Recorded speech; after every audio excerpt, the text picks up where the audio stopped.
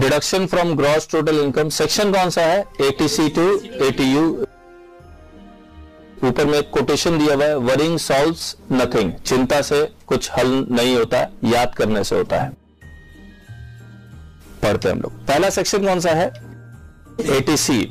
ATC का reduction कब मिलता है? जब आप स्पेसिफाइड फंड में या स्पेसिफाइड जगह में, गवर्नमेंट के बताए हुए जगह में सेविंग करेंगे या गवर्नमेंट के बताए हुए जगह में खर्चे करेंगे तो रिडक्शन मिलेगा। और मेनली किसका मिलता है? Contribution to life insurance premium, provident fund, NSC, ELSS etcetera. इसका डिडक्शन किसको मिलता है? इंडिविजुअल और एचयूएफ को। रेजिडेंट या नॉन रेजिडेंट कोई भी हो, जब इंडिया में पैसा आ रहा है तो किसी को भी डिडक्शन मिलेगा, लेकिन अगर इमोशन के कारण डिडक्शन मिलता है तो सिर्फ रेजिडेंट को मिलता है। तो deduction is allowed to individual oblique HUF, resident हो या नॉन रेजिडेंट हो, इंडियन सिटीजन हो या फॉरेन सिटीजन हो। कहां आप कंट्रीब्यूशन करेंगे? लाइफ इंश्योरेंस प्रीमियम किसके लिए लेंगे? Life insurance self, spouse and child. Child dependent हो या नॉट डिपेंडेंट हो। अगर आप लाइफ इंश्योरेंस चाइल्ड का लेंगे तो आपको रिडक्शन मिलेगा। और किसको रिडक्शन मिलता है? जिसके पॉकेट से पैसा निकलेगा। तो अगर फादर के पॉकेट से पैसा निकलता है चाइल्ड के लिए तो फादर को मिलेगा, मदर के पॉकेट से पैसा निकलता है चाइल्ड के लिए तो मदर को मिलेगा। मैक्सिमम कितना? 10% ऑफ एश्योर्ड अमाउंट। और अगर मैच्योरिटी अमाउंट आपको मिलता है तो वो एग्जम्प्ट है if premium for all years do not exceed 10% of the assured amount. In premium for any year exceed 10% of assured amount तो पूरा का पूरा मैच्योरिटी अमाउंट टैक्सेबल हो जाएगा। और अगर डेथ के बाद मिलता है तो प्रीमियम फॉर ऑल ईयर्स या एनी ईयर 10% से ज्यादा हो या कम हो चेक नहीं करने की जरूरत नहीं है, डेथ के बाद हमेशा एग्जम्प्ट होगा। तो on death it is fully exempt. अगर टैक्सेबल होता है तो किस हेड में टैक्सेबल होगा? Under the head other sources. Life insurance premium में क्योंकि रिटर्न कम है इसीलिए उन्होंने दूसरी पॉलिसी निकाली, यूनिट लिंक्ड इंश्योरेंस प्लान।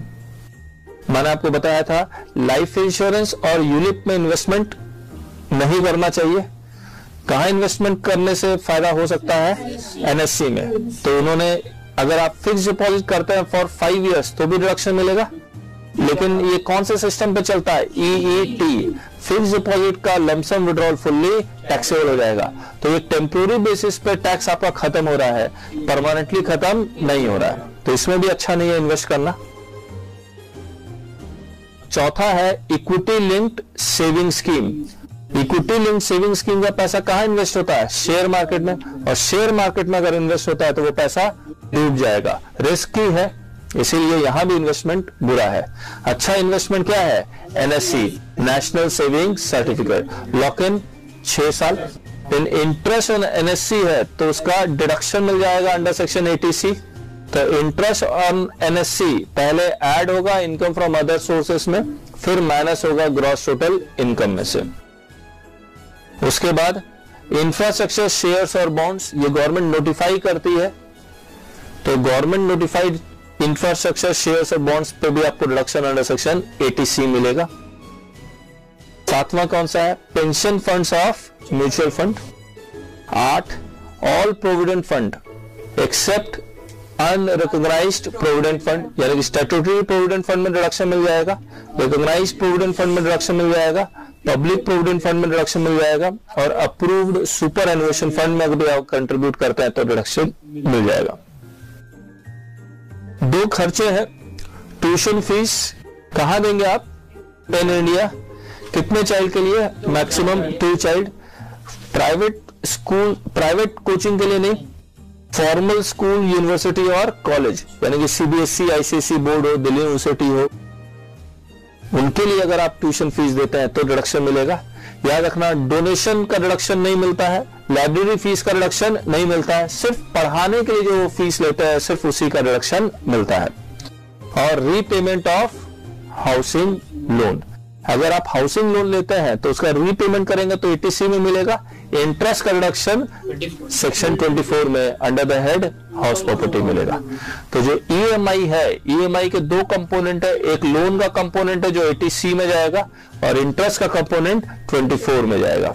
याद रखना, लोन अगर कंस्ट्रक्शन से पहले वाला है तो उसका रिडक्शन नहीं मिलता है और कभी नहीं मिलता है, लेकिन इंटरेस्ट अगर कंस्ट्रक्शन से पहले वाला है तो उसका रिडक्शन 5 इक्वल इंस्टॉलमेंट में मिलेगा। लेकिन कब से? जब घर बनके तैयार हो जाए। मैक्सिमम रिडक्शन कितना है? बोला combined maximum reduction under section 80C plus 80CCC plus 80CCD, और 80CCD में ओनली एम्प्लॉइज कंट्रीब्यूशन मैक्सिमम कितना?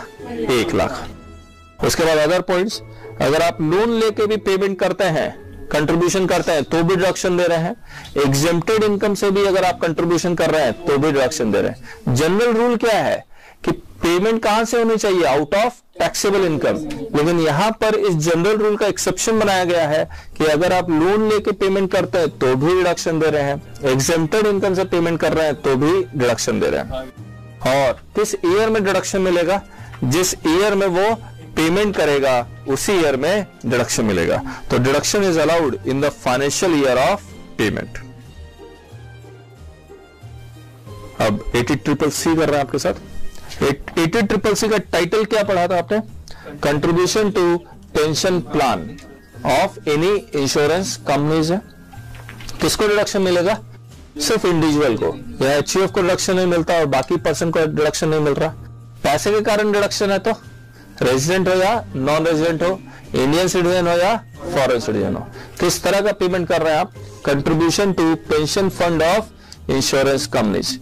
और पेंशन फंड LIC ने नाम रखा हुआ है एन्युटी स्कीम, बाकी इंश्योरेंस कंपनी एक फैंसी नाम फॉरएवर लाइफ ये सब रख सकती है, और any other pension plan. Maximum reduction कितना है? 1 लाख। वही कंबाइंड है 80C plus 80CCC plus 80CCD। Only employees contribution कितना है? मैक्सिमम 1 लाख। और पेमेंट जनरल रूल आ गया, पेमेंट कहां से करेगा वो? Only out of taxable income, इसमें एक्सेप्शन नहीं है। उसके बाद कौन सा सेक्शन है? 80CCD। ये 80CCD भी पेंशन प्लान है। किसने सेटअप किया ये पेंशन प्लान? Central government. नाम क्या रखा है? New pension scheme. कौन है एसएससी? इंडिविजुअल, चाहे वो रेजिडेंट हो या नॉन रेजिडेंट हो, इंडियन सिटीजन हो या फॉरेन सिटीजन हो, उसको डिडक्शन मिल जाएगा। किस तरह का पेमेंट कर रहा है? Contribution to pension fund set up by central government, new pension scheme. Amount of reduction, देखिए पेंशन फंड में एम्प्लॉयर भी कंट्रीब्यूट कर रहा है और एम्प्लॉय भी कंट्रीब्यूट कर रहा है, क्योंकि ये गवर्नमेंट एम्प्लॉय के लिए शुरुआत में बनाई गई थी। एम्प्लॉयर जो कंट्रीब्यूट कर रहा है उसमें मैक्सिमम कितना रिडक्शन मिल रहा है? 10% ऑफ सास, और इसमें कोई लिमिट नहीं है। एम्प्लॉयर कंट्रीब्यूशन में कोई लिमिट नहीं है। एम्प्लॉय अगर कंट्रीब्यूट कर रहा है तो मैक्सिमम रिडक्शन कितना मिलेगा? 10% ऑफ सास।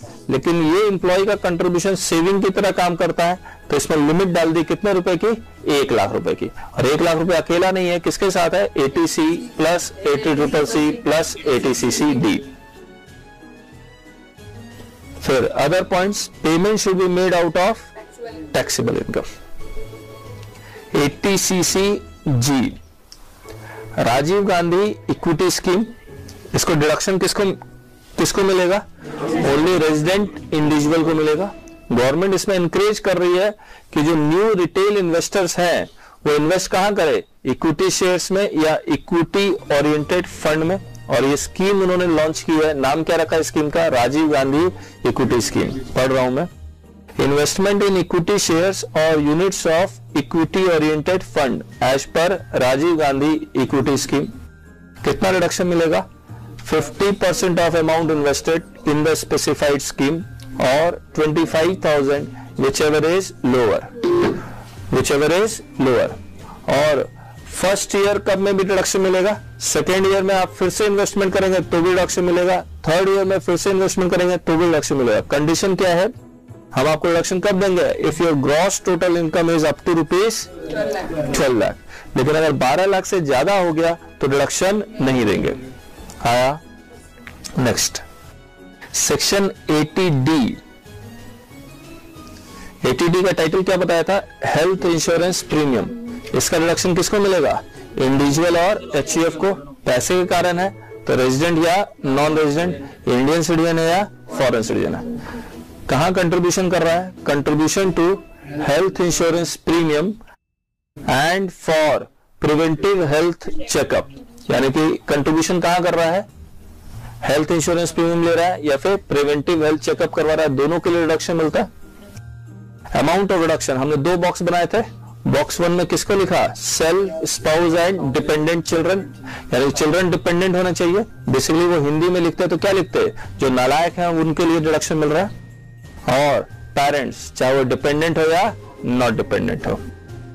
बॉक्स 1 में मैक्सिमम रिडक्शन कितना है? 15,000। अगर बॉक्स 1 में कोई भी रेजिडेंट सीनियर सिटीजन होगा तो मैक्सिमम 20,000। पेरेंट्स, डिपेंडेंट्स या नॉट डिपेंडेंट, इनके लिए अगर आप प्रीमियम लेंगे तो एक्स्ट्रा डिडक्शन है ओवर एंड अबव 15,000। मैक्सिमम कितना? 15,000। लेकिन अगर पेरेंट्स सीनियर सिटीजन है, रेजिडेंट, तो मैक्सिमम 20,000। अगर आप बॉक्स 1 के लिए प्रिवेंटिव हेल्थ चेकअप करेंगे तो मैक्सिमम कितना है? 5,000। बॉक्स 2 के लिए अगर आप प्रिवेंटिव हेल्थ चेकअप करेंगे तो मैक्सिमम कितना है? 5,000। लेकिन overall deduction can not exceed 15,000 for box 1 and 15,000 for box 2। अगर रेजिडेंट सीनियर सिटीजन है तो overall deduction can not exceed 20,000 for box 1 and 20,000 for box 2। Other points, payments कहां से होनी चाहिए? Out of taxable income. Other points, payment कहां से होनी चाहिए? आउट ऑफ टैक्सेबल इनकम, यानी कि लोन लेके प्रीमियम देंगे तो रिडक्शन नहीं मिलेगा, एग्जेम्प्टेड इनकम से प्रीमियम देंगे तो भी रिडक्शन नहीं मिलेगा, और कैश में अगर आप प्रीमियम का पेमेंट करेंगे तो रिडक्शन नहीं मिलेगा। लेकिन अगर प्रिवेंटिव हेल्थ चेकअप का अगर आप कैश में भी पेमेंट करेंगे तो रिडक्शन मिलेगा। ठीक। और उन्होंने एक और कर दिया, सेंट्रल गवर्नमेंट हेल्थ स्कीम में अगर सेंट्रल गवर्नमेंट के एम्प्लॉय कंट्रीब्यूट करते हैं तो उनको भी एटीडी का रिडक्शन मिलेगा। तो यहां नीचे लिखा हुआ है, contribution in central government health scheme CGHS deduction allowed, overall deduction can not exceed 15,000, 15 और 20,000, 15 प्लस 20 35,000, 20 प्लस 20 40,000। ATDD का रिडक्शन कब मिलता है?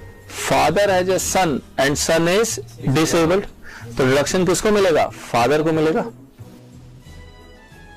तो एसएससी कौन होगा? ये इमोशन के कारण रिडक्शन मिलता है या पैसे के कारण? इमोशन है तो only resident, individual oblique HUF। तो अगर इंडिविजुअल के ऊपर डिपेंडेंट है तो इंडिविजुअल क्लेम कर लेगा, HUF का कोई मेंबर HUF के ऊपर डिपेंडेंट है तो HUF क्लेम कर लेगा, इंडियन सिटीजन हो या फॉरेन सिटीजन हो। Nature of expenses, maintenance plus normal medical treatment of dependent person with disability. अब अमाउंट ऑफ रिडक्शन, कौन डिसेबल डिपेंडेंट होगा? इसमें अगेन फैमिली मेंबर डिफाइन कर दिया, स्पाउस एंड चिल्ड्रन। बॉक्स 1 में आ जाएगा ब्रदर, सिस्टर्स एंड पेरेंट्स। इसमें लिखा हुआ है wholly or mainly dependent on such individual for his support and maintenance and is not dependent on any other person। मैंने example दिया था, 3 भाई हैं, सबसे छोटा भाई डिसेबल्ड है, वो बड़े भाई पे 6 महीना डिपेंडेंट है, उसके छोटे भाई पे 6 महीना डिपेंडेंट है, कोई भी डिडक्शन क्लेम नहीं कर सकता। बोला पूरे 365 डेज उसका पालने पोसने का खर्चा कोई एक आदमी बियर कर रहा है, जो आदमी बियर कर रहा है, जो एसएससी बियर कर रहा है, सिर्फ उसी को डिडक्शन मिलेगा। और डिसेबिलिटी कम से कम कितना होना चाहिए? 40% तो नॉर्मल डिसेबिलिटी कहलाएगा। डिडक्शन फिक्स्ड है कितना? 50,000, यानी खर्चा 1 रुपया करे या 1 करोड़ करे पालने पोसने में तो आपको डिडक्शन हमेशा कितना मिलेगा? 50,000। और अगर सीवियर डिसेबिलिटी है तो 80% सीवियर डिसेबिलिटी कहलाएगा और फिक्स डिडक्शन कितना मिलेगा? 1 लाख। ठीक है, 40 का डबल 80, 50 का डबल 1 लाख, याद करने के लिए। और इसका डिडक्शन क्लेम करने के लिए certificate of disability by government doctor is to be furnished every year with the return of income. और double benefit of 80DD and 80UA is not available. Father has a son and son is disabled and father is also disabled. तो father किसी एक का claim कर सकता है, या तो सन का 80DD या फिर अपना 80U, दोनों क्लेम नहीं कर सकता। आगे आइए, section 80DD-B, medical treatment of specified disease. किसका ये इमोशनल डिडक्शन है या पैसे के कारण डिडक्शन है? इमोशन है। अगर इमोशनल डिडक्शन है तो डिडक्शन किसको मिलेगा? ओनली रेजिडेंट, इंडिविजुअल या HUF, इंडियन सिटीजन हो या foreign citizen. Medical treatment of specified disease. Specified disease वो होता है cancer, AIDS, neurological diseases etcetera. और अमाउंट ऑफ डिडक्शन कितना मिलेगा? किसके लिए, किसका इलाज करवाएगा? Self, spouse and children, brother, sisters and parents. Same है जो 80DD में हमने किया था आपके साथ। होनली और mainly dependent on such individual for his support and maintenance and is not dependent on any other person for his support and maintenance. क्या फिक्स डिडक्शन मिलता है या खर्चे के बेसिस पर डिडक्शन मिल रहा है? खर्चे के बेसिस पर डिडक्शन मिल रहा है। एक्चुअल एक्सपेंडिचर और ₹40,000 विच एवर इज लोअर, लेकिन ये 40,000 की लिमिट एनहांस कर रहे हैं in case of resident senior citizen. कितनी लिमिट कर रहा है? 60,000। तो एक्चुअल एक्सपेंडिचर और ₹40,000 in case of resident senior citizen take ₹60,000। बताइए, अगर आपने हेल्थ इंश्योरेंस लिया हुआ है तो हेल्थ इंश्योरेंस वाला पैसा अगर दे रहा है, इंश्योरेंस कंपनी आपको पैसा दे रही है, तो इंश्योरेंस कंपनी जितना पैसा दे रही है उसका रिडक्शन हम लोग नहीं देते। तो अगर 10,000 रुपए इंश्योरेंस कंपनी देती है हेल्थ इंश्योरेंस, तो मान लीजिए 50,000 आप खर्चा कर रहे हैं, 50,000 और 40,000, लोअर क्या है? 40,000। 10,000 आपको मिल चुका है, तो 40 - 10 कितना डिडक्शन मिलेगा? 30,000 का मिलेगा। Next 80U, SSC himself is disabled. किसको मिलेगा? ओनली रेजिडेंट इंडिविजुअल को, इंडिविजुअल इंडियन सिटीजन हो या फॉरेन सिटीजन हो। Title SSC himself is disabled. Amount of deduction, normal disability है तो 50,000 फिक्स्ड, सीवियर डिसेबिलिटी है तो 1 लाख फिक्स्ड, और double benefit of 80DD and 80U is not available. फिर सेक्शन है 80E। 80E, अगर आप लोन लेते हैं हायर एजुकेशन के लिए, हायर एजुकेशन का मतलब आफ्टर +2, किसको रिडक्शन मिलेगा? इंडिविजुअल को, चाहे वो रेजिडेंट हो या नॉन रेजिडेंट हो, इंडियन सिटीजन हो या फॉरेन सिटीजन हो। कितना रिडक्शन मिलेगा? Any amount of interest payable is allowed as deduction. कितने साल के लिए मिलेगा? Maximum 8 years. लेकिन अगर आप रीपेमेंट ऑफ लोन करेंगे तो उसका रिडक्शन नहीं मिलेगा। और लोन आप किसके लिए लेंगे? खुद के लिए या फिर स्पाउस के लिए या फिर बच्चों के लिए। 80EE, ये 80EE अमेंडमेंट है, इसी साल आया है। और इंटरेस्ट का रिडक्शन तो आपको सेक्शन 24 में मिल ही रहा था। मैक्सिमम कितना? 1,50,000। लेकिन अगर आपको इंटरेस्ट ओवर एंड अबव 1,50,000 का पेमेंट करना पड़ रहा था तो उसका रिडक्शन आपको नहीं मिल पा रहा था। 80EE उसको वो अलाउ कर रहा है। मान लीजिए आपको 1 साल में इंटरेस्ट का पेमेंट करना पड़ रहा है 1,90,000, तो 24 1,50,000 अलाउ कर रहा था, 40,000 आपको 80EE में मिल जाएगा। नेक्स्ट ईयर आपको इंटरेस्ट का पेमेंट करना पड़ रहा है 1,60,000, 1,50,000 24 में मिल रहा है, 10,000 आपको यहां मिल जाएगा। कहां? 80EE में। 80EE का रिडक्शन सिर्फ साल में 2 साल ही मिलता है, और मैक्सिमम दोनों साल को मिला के कितना? 1 लाख। और ये कंडीशन लगा दिया, ये स्मॉल होम बायर्स को ही मिलता है। कंडीशन क्या लगाया कि आपका घर कितने रुपए का होना चाहिए? 40 लाख। लोन कितना का लेंगे? 25 लाख। सिर्फ उन्हीं के लिए पढ़ते हैं। 80EE, additional interest on housing loan. SSC कौन? इंडिविजुअल, चाहे वो रेजिडेंट हो या नॉन रेजिडेंट हो, इंडियन सिटीजन हो या फॉरेन सिटीजन हो। Title additional interest for first time home buyers. Amount of reduction, one time reduction of interest payable not exceeding ₹1 lakh shall be allowed in previous year 13-14. If interest payable is less than 1 lakh, then balance interest deduction can be claimed in previous year 14-15. Condition, आप loan किससे लेंगे? Bank या financial institution से। Loan sanction कब होना चाहिए? In previous year 13-14। कितने रुपए? Up to ₹25 lakh. तो loan sanction up to ₹25 lakhs in financial year 13-14. Purchase price of house is up to ₹40 lakh. Do not own any house on the date of sanction of loan. यहां पर deemed owner का concept भी applicable नहीं होता। Next, ATG donations किसको deduction मिल रहा है? All SSC को डिडक्शन मिलेगा, चाहे वो, और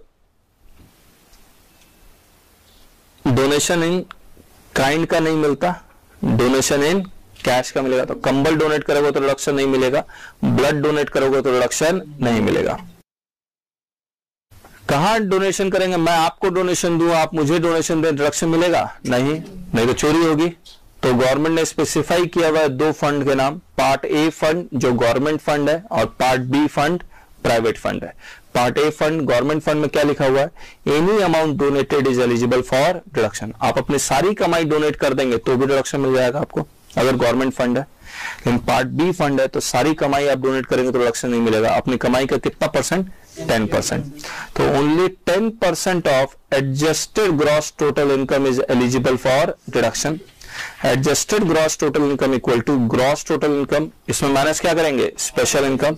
स्पेशल इनकम सिर्फ 2 हैं, लॉन्ग टर्म कैपिटल गेन और short term capital gain ST paid, minus all deductions under section 80C to 80U except 80G। Other points, अगर आप कैश डोनेशन कर रहे हैं अप टू ₹10,000 तो अलाउड है, और एक्सेस ऑफ ₹10,000 कर रहे हैं तो नॉट अलाउड है। पार्ट ए फंड में नाम लिख दिया उन्होंने, नेशनल डिफेंस फंड 100%, जिला साक्षरता समिति 100%, PM national relief fund 100%, national eminent university और educational institution 100%, national children fund 100%, Jawaharlal Nehru memorial fund 50%, PM drought relief fund 50%, Indira Gandhi memorial trust 50%, Rajiv Gandhi foundation 50%। Part B fund private fund है, donation to government approved local authority or institution to be utilized for promoting family planning 100%, for charitable purpose other than promoting family planning 50%, donation to any notified temple, mosque, gurudwara, church or other place for renovation or repair 50%, donation made by a company to the Indian Olympic Association या other sports association कितना है? 100% है। ATGG बताइए, मैं self employed person हूं और किराए के मकान में रहता हूं, मुझे डिडक्शन एचआरए का एग्जाम्पशन नहीं मिलेगा, लेकिन मुझे एटीजीजी का डिडक्शन मिल जाएगा। एक सैलरीड क्लास है, वो किराए के मकान में रहता है, एचआरए नहीं मिलता है, तो ऑब्वियसली एचआरए का एग्जाम्पशन नहीं मिलेगा, एटीजीजी का डिडक्शन मिल जाएगा। तो एटीजीजी का डिडक्शन 2 लोगों को मिलता है, सेल्फ एम्प्लॉयड पर्सन को, अगर सैलरीड क्लास है तो एचआरए नहीं मिल रहा है, किराए के मकान में रह रहा है। ठीक है, किराया वो अगर देता है अपने स्पाउस को, अपने माइनर चाइल्ड को, अपने एचईएफ को, तो एटीजीजी का रिडक्शन नहीं मिलता है। और ये एटीजीजी एसएससी इंडिविजुअल, चाहे रेजिडेंट हो या नॉन रेजिडेंट हो, इंडियन सिटीजन हो या फॉरेन सिटीजन हो। Condition, deduction for rent paid, rent is paid to third person और to the employer, he is not in receipt of HRA, rent is not paid to HUF spouse or his minor child. Amount of deduction maximum 2,000 per month. Formula 25% of adjusted gross total income. Formula rent paid minus 10% of adjusted gross total income. इन तीनों में से जो सबसे कम होगा उसका reduction मिल जाएगा। ATGGA हमने पेंडिंग करवा दिया था, तो अभी इसको नहीं कर रहे हैं आपके साथ। Donation to political party ATGGB, अगर इंडियन कंपनी डोनेशन देती है पॉलिटिकल पार्टी को तो इसका 100% डिडक्शन मिल जाएगा, लेकिन any amount paid in cash deduction नहीं मिलेगा। ATGGC, इंडियन कंपनी के अलावा और कोई भी कंपनी पॉलिटिकल पार्टी को डोनेशन देती है तो डिडक्शन मिल जाएगा, लेकिन अगर गवर्नमेंट फंडेड लोकल अथॉरिटी हो government funded artificial judicial person donation दे रही है पॉलिटिकल पार्टी को तो उसका रिडक्शन नहीं मिलेगा।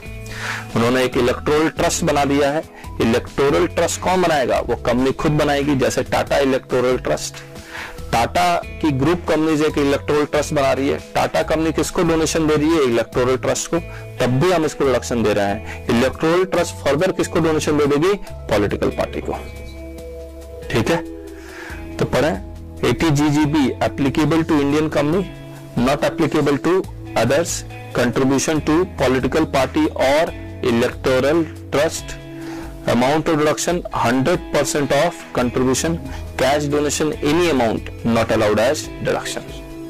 ATGGC applicable to all SSCs, not applicable to local authority and every artificial juridical person wholly or partly funded by the government. अगर ये डोनेशन देंगे तो डिडक्शन नहीं मिलेगा। कंट्रीब्यूशन टू पॉलिटिकल पार्टी और electoral trust, amount of deduction 100% of contribution, cash donation any amount not allowed as deduction. 80JJA किसको deduction मिलेगा? All assessees. और ये पैसा कैसा कमा रहे हैं? Profits from biodegradable waste. कूड़ा से वो इलेक्ट्रिसिटी बना रहे हैं, कूड़ा से खाद बना रहे हैं, तो उनको रिडक्शन मिल रहा है। कितना रिडक्शन मिल रहा है? 100% of profits for consecutive 5 years from the year of start of business. Nature of income CPT, collecting, processing और treating of biodegradable waste for generating power or producing biofertilizers, biopesticides or biogas for fuel or organic manure। फिर section 80 QQB और 80 RRB। QQB किताब का patent है, sorry royalty किताब से आ रहा है, और RRB रॉयल्टी पेटेंट से आ रहा है। इसका डिडक्शन किसको मिलेगा? रेजिडेंट, इंडिविजुअल या HUF को मिलेगा। टाइटल क्या है? Royalty from books oblique patents. Amount of deduction, amount of royalty और ₹3 lakh, whichever is lower. Nature of income, किस तरह की किताब लिख रहे हैं आप? लिटरेरी, आर्टिस्टिक और scientific in nature. Annual royalty आ रहा है तो इसमें भी लिमिट लगा दी, can not exceed 15% of sales. Lump sum royalty हो रहा है तो any amount. If royalty is earned outside India, then it should be brought into India within 6 months from the end of the financial year। तो end of the financial year करेंगे तो क्या आएगा? 30 सितंबर आ जाएगा। 80TTA किसको रिडक्शन मिलेगा? Resident, individual oblique HUF को मिलेगा। टाइटल क्या है? Interest on saving account. Bank account नहीं है, सेविंग अकाउंट। ये सेविंग अकाउंट आप कहाँ खोल रहे हैं? बैंक्स में, कोऑपरेटिव बैंक्स में, लैंड कोऑपरेटिव बैंक्स में या पोस्ट ऑफिस में। मैक्सिमम रिडक्शन कितना मिलेगा? 10,000। और अगर आप फिक्स डिपॉजिट करवा रहे हैं तो उस पर 80TTA का रिडक्शन आपको नहीं मिलेगा। तो reduction is not available on interest on fix deposit, it is only on interest on saving. आया